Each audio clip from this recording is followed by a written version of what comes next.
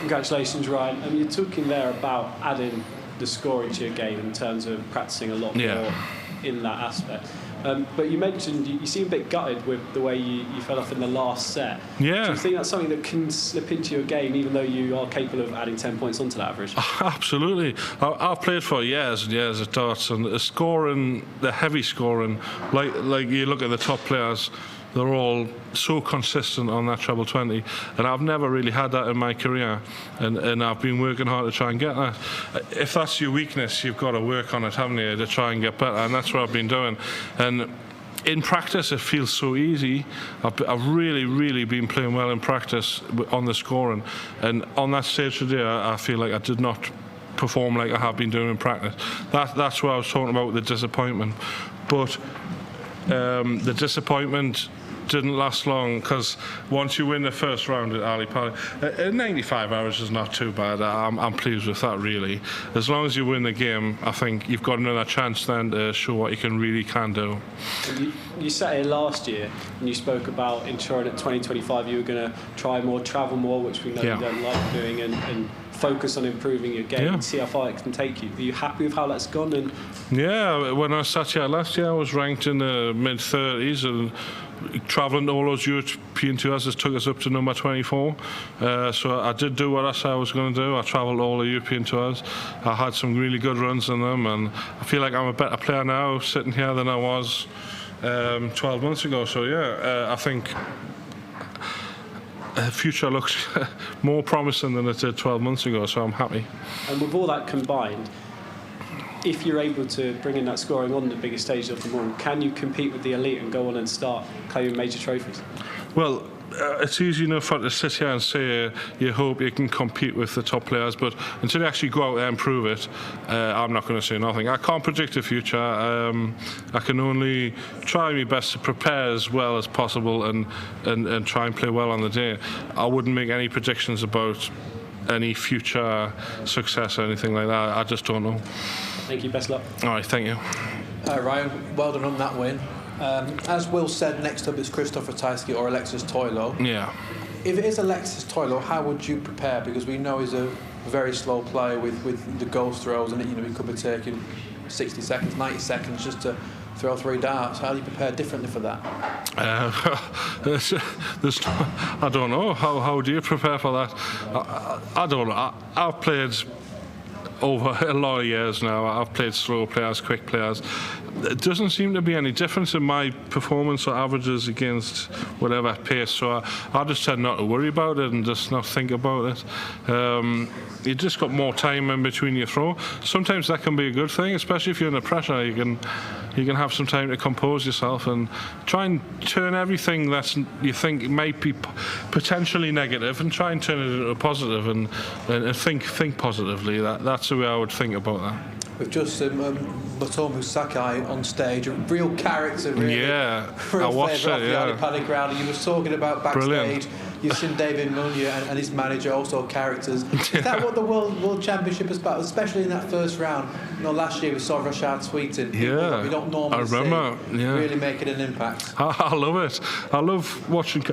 I'm not a big character on stage. It's not because that's my personality. It's because of the way I prepare for the game. I like to retreat into a shell and keep the concentration. Whereas other players, sometimes it helps them to release the energy, and I've tried it before. I'll admit I've tried to be like that. I've tried to give a big celebration. It never seems to work for me. I always seem to play worse after.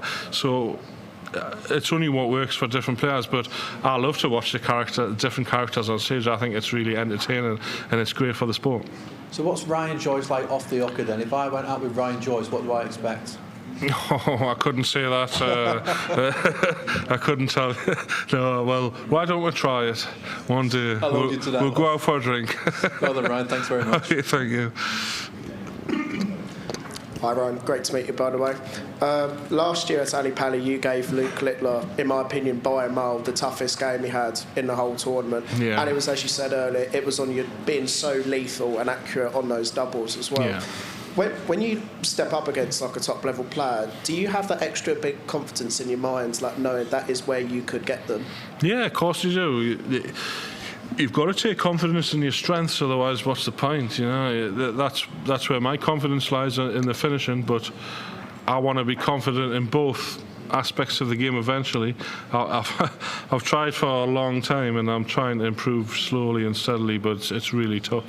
Not everybody can be the world #1 or the world champion. There's only one player can do it each year, and it's really tough. Everybody wants the same thing. Everybody's working just as hard as each other. It's one of them where you shouldn't take it to heart if you don't quite make it to the top. You can still have a fantastic career in a great sport without being the best player in the world, you know. From like an average's point of view, do you think you are maybe, I mean, you said earlier like 5, maybe 10 extra points in the average. Yeah. Do you think you are only like that far away from perhaps getting to maybe a semi-final or even a final in a major? Yeah, I think it's all on the day, darts, yeah. I know I can play brilliant. I know I can have a 115 average. I've done it many times before. It's just on the day. You should not worry about things like that. Just whatever happens will happen for a reason, and as long as you prepare well and you give yourself the best chance, if you lose you can say, well, I tried my best, you know. This might sound a bit like a random question as well, but like lots of people will watch darts for the first time by sitting down watching the World Championship, and if you don't mind me saying, I think you've got one of the most unique darts techniques going.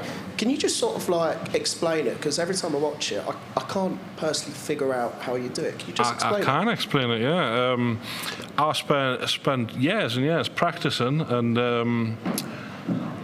I analysed my strengths and weaknesses in the game, and I said, well, what can I do to try and change what's weak about my game? So I tried lots of different things, and eventually I got to the point where I said, if I hold the dart above me right eyebrow rather than throw from where I used to throw when I was younger, was below me eye, like most players do, I found that I was much better. I felt much more comfortable. So why not go with that? You know, I would never encourage anybody to change what feels good and natural and comfortable, because under pressure, if you try and change something, I've done it before many times in my career. I've tried to change something to try and get a little bit better, and it hasn't worked out, because under pressure you naturally go to what feels natural and what feels most comfortable. So for me, my throw might look a bit weird, my elbow's quite high and the dart's right above me on my forehead, but that's what feels most comfortable to me, so I'm not going to change that, am I? You know, especially not in a big TV game like that. Yeah. Exactly.